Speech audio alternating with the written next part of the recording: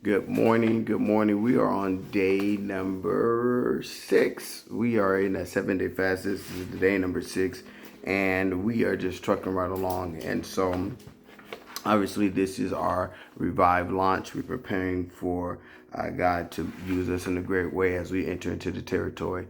So, again, I thank you for those of you who have been kind of staying with us in this. And I just pray God is just revealing some great things. And again, one of my first requests when we first started is for you to make comments in the comment sections, whether it's on Facebook or here on the video on YouTube, and just share with us what God has given you, because please understand it's not just about what I'm saying. We're trying to work this thing together. So as God has given you revelation and different things, please share it so that we can all partake in it as well. I think that part of it is extremely important.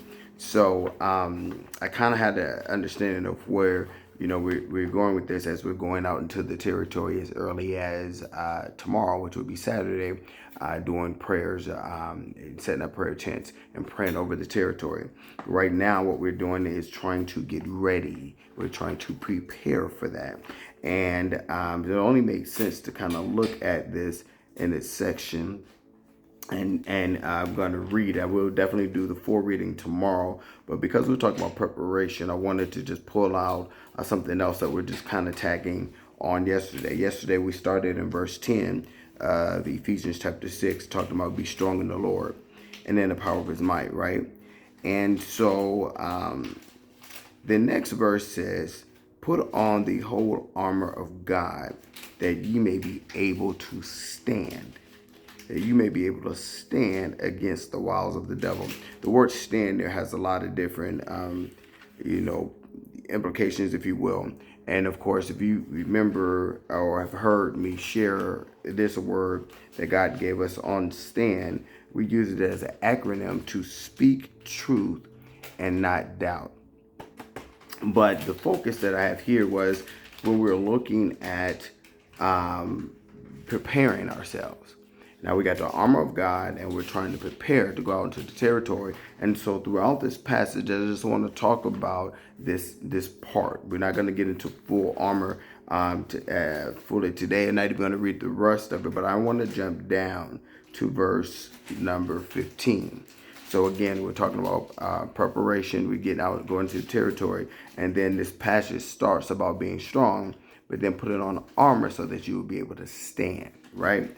And so in verse 15 it says, "In your feet shod with the preparation of the gospel of peace." I wanted to kind of rest in this part right here as we're preparing our armor and getting everything ready. Preparation, right? So it says here that our feet are shod with the preparation of the gospel of peace. As I began to study in this, I began to look at that word and looking at what, like when you're going into battle. So we already had the acronym STAND, which is speak truth and not doubt. And then if you're looking at going into battle, especially as they're talking about the armor that a soldier would have on, you have to think about how powerful and how important each piece of the armor is, but then specifically the shoes. And as I was doing some research, they talked about a lot of the shoes that the soldiers would wear, and they were kind of built like cleats because they would have like nails or spikes in them. So then when they're doing battle, that they were able to dig into the ground so that their positioning and their footing would be good, right? Because you can just imagine if you're on something, if it's wet, whatever, and if you lose your footing, you have a strong armor, you can be a great warrior, but if you're not on your feet, then you pretty much lost the battle, right? And so I think that right there is really what a lot of the discussion here is how you have to make sure you're maintaining your position, maintaining your ability to simply stand, right?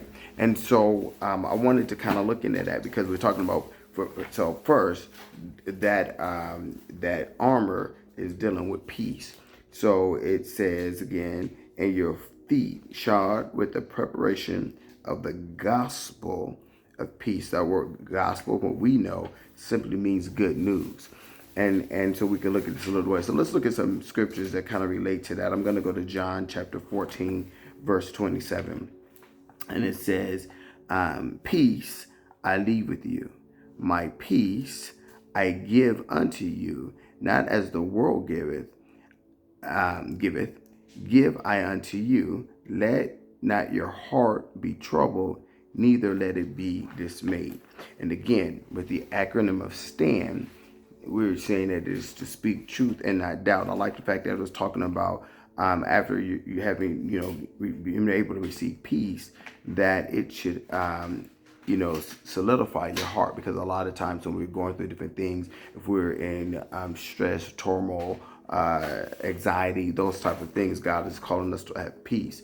And that itself is the good news. And so you can even look at this in many different ways, talking about the good news and tying it into the kingdom of God, because the kingdom of God itself should even bring peace, because you know that you have the kingdom of God working for you and battling for you, right?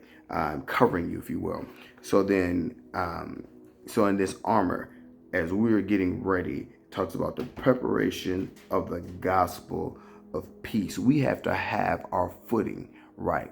And our footing is going to be rooted in the gospel of peace, right? Knowing that God's love, his hand protection is there for us. Now this gives us the ability to stand. So when we have, this is the point, when we have the gospel of peace, our shoes, our feet shod about with the gospel of peace, we have the ability to stand. I said, stand therefore.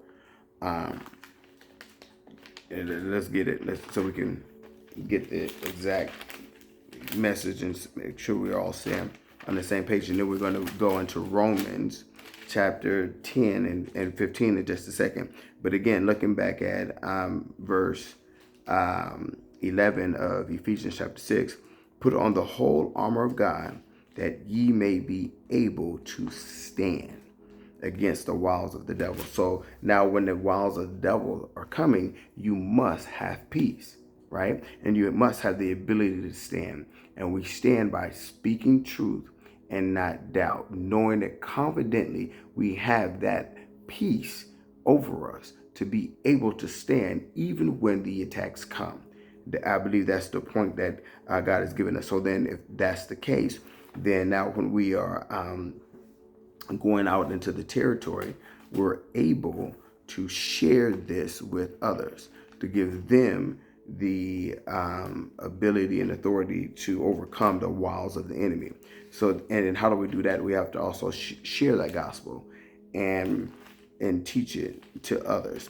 And so how can they, let's go look at Romans chapter 10, 15. Let's see what it says here. It says, and how shall they preach except they be sent? Now that part of it is going to be important. I may even get into that again. So we want to make sure that we understand that, and that's what God is doing with us in this time, is he's sending us out into the territory. That was the point I wanted to make. And it says, as it is written, how beautiful, watch this, how beautiful are the feet of them that preach the gospel of peace and bring good tidings of good things.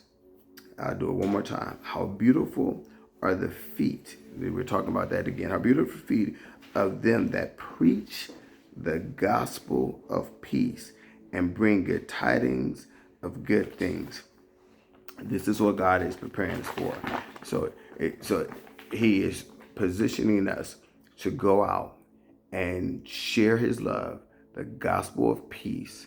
Our feet are protected, gives us the ability to stand against anything that the enemy tries to bring our way. So we can be confident, we can be bold, and we can stand. God bless you. We'll see you tomorrow.